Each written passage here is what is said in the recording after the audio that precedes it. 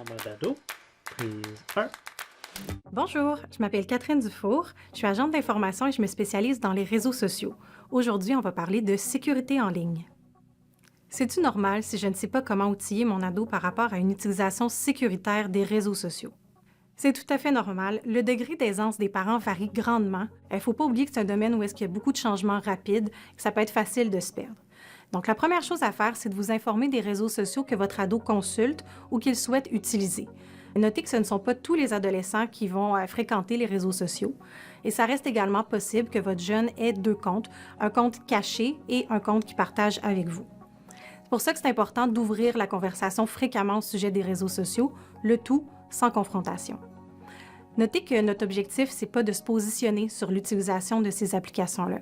Si vous avez besoin d'informations supplémentaires, vous pouvez consulter Pause. Ils ont différents outils qui vont vous permettre de discuter avec votre ado des différentes applications, de leurs avantages et de leurs risques. Donc, sur les réseaux sociaux, il existe deux différents types de comptes. Il y a les comptes publics et les comptes privés.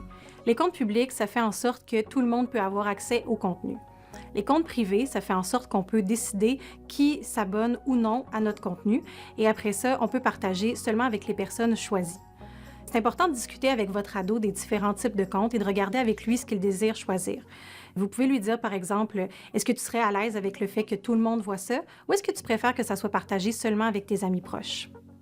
C'est également possible de choisir qui peut envoyer ou non des messages privés à votre jeune. C'est important de discuter avec lui du fait que des inconnus pourraient lui écrire et le cas échéant, qu'il puisse venir vous en parler ou encore qu'il puisse en parler avec un adulte en qui il a confiance. Il ne faut pas oublier que sur les différents réseaux sociaux, c'est aussi possible de bloquer ou de restreindre l'accès à certains comptes. C'est important de savoir que la personne, elle n'aura pas de notification qui va lui faire savoir que vous l'avez bloqué. Si votre ado est exposé à de la violence ou de l'intimidation en ligne, c'est important de signaler la publication et d'en parler avec un adulte en qui il a confiance. Profitez de l'occasion pour discuter avec votre ado de l'importance d'agir devant une situation de violence ou d'intimidation. Si les propos ou les gestes sont inacceptables dans la vraie vie, c'est la même chose sur le numérique.